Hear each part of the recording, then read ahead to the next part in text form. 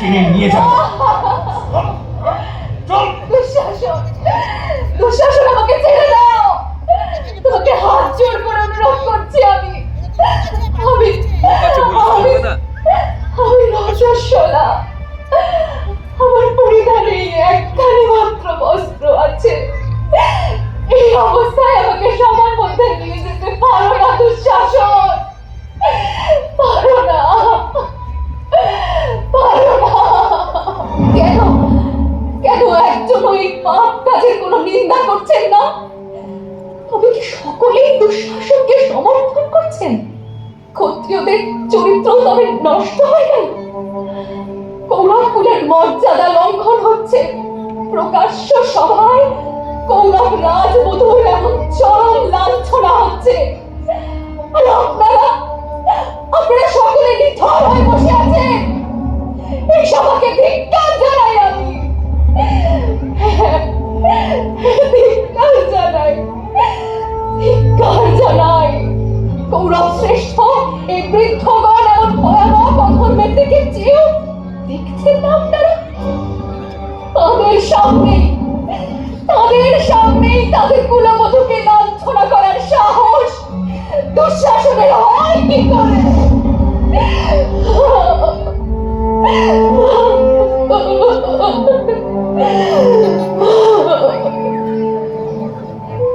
তার পাঁচ পতির দিকে এবার বক্র চোখে চেয়ে দেখল দ্রৌপদী। চাক্ষুষের সেই চাহনির সামনে পঞ্চপাণ্ডব মাথা তুলে থাকতে পারল না। যুধিষ্ঠির সহ সকলেই মাথা নামিয়ে নিল। যাজ্ঞসেনের দুঃখে বক্ষস্থল বিদীর্ণ হচ্ছে। তার পাঁচ স্বামীর দিকে কাতর চোখে চেয়ে আছে দ্রৌপদী, অথচ তারা কেউই পাঞ্চালীকে রক্ষা করতে এগিয়ে আসতে পারছে না। এই দৃশ্য দেখে উচ্চহাস্য করতে করতে মূর্ছিত প্রায় দ্রৌপদীকে সবেগে ধাক্কা দিয়ে দুঃশাসন বলে উঠল, দাসী, দাসী, কৌরবদের দাসী, যুবরাজ দুর্যোধন, একে আপনার সেবা কাজে নিযুক্ত করুন। পুত্র দুর্যোধন, এখন তো তোমার হাতে সব আছে, তুমি তোমার ইচ্ছা মতো নির্দেশ দাও পুত্র। দ্রৌপদীর এই বিলাপ দেখে এবার ভীমসেন আর নিজেকে সংযত করে রাখতে পারল না। কৌরব সভার জ্ঞান বৃদ্ধ সভ্যগণ মাথা নিচু করে স্তব্ধ হয়ে বসে আছেন। সেদিকে তাকিয়ে যুধিষ্ঠিরের প্রতি তীব্র দৃষ্টি টানল ভীম। তার চোখ দিয়ে যেন আগুন বেরিয়ে আসছে। মহারাজ যুধিষ্ঠির, পাশা খেলায় কোন রাজা তাদের অন্যের প্রতিপালিত পেশাদেরও পণ রাখে না, কারণ তাদের উপরও রাজাদের দয়া মায়া থাকে।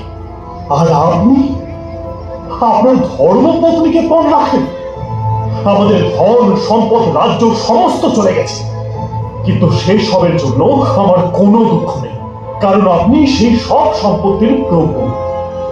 কিন্তু দ্রৌপদী, আপনার জন্য দ্রৌপদীর আজ এই অপমান। না না না, আপনার এই গুরুতর অন্যায়কে আমি কিছুতেই মেনে নেব না মহারাজ।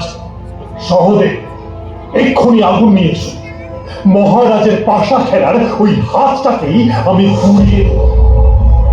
এ আপনি কি বলছেন জ্যেষ্ঠ ভ্রাতা? আপনি তো আগে কখনো এমন কথা বলেননি। নৃশংস শত্রুরা আপনার ধর্ম এবং গৌরব দুই নষ্ট করে দিয়েছে জ্যেষ্ঠ ভ্রাতা। মূর্তিমান ধর্মস্বরূপ মহারাজ যুধিষ্ঠিরকে অপমান করবেন না, আপনাকে আমি অনুরোধ করছি জ্যেষ্ঠ। দ্রৌপদীর কাতর অনুনয় সত্ত্বেও ভীষ্ম, দ্রোণ বা কৃপাচার্য কোনো প্রতিবাদী করছেন না।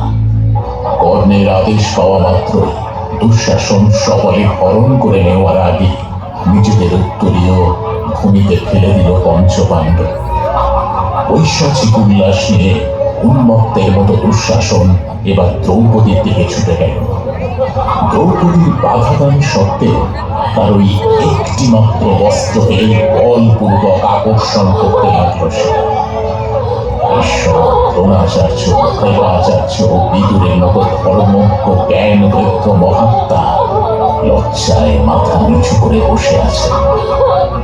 দুহাত মুষ্টিবদ্ধ করে নিষ্ফল ক্রোধে অন্তরে দগ্ধ হচ্ছে পাণ্ডবরা।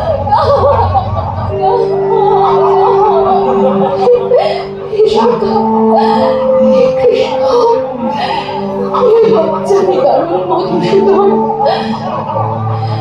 হে সর্বদুঃখ কৃষ্ণ, আমার লজ্জা নিবারণ করো সখা, আমার লজ্জা নিবারণ করো। তুমি ভিন্ন, আমার তো আর কোনো রক্ষাকর্তা নেই। হে পরম বান্ধব, হে কৃষ্ণ, হে গোবিন্দ, রক্ষা করো আমাকে, রক্ষা করো।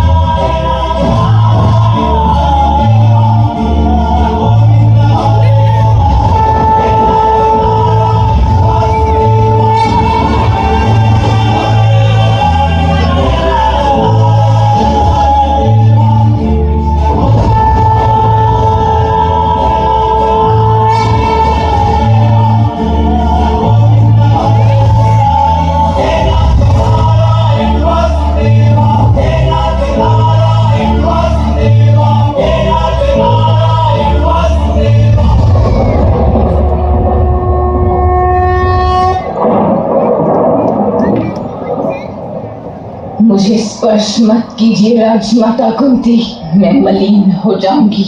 मैं अब आपकी पुत्र वधू नहीं।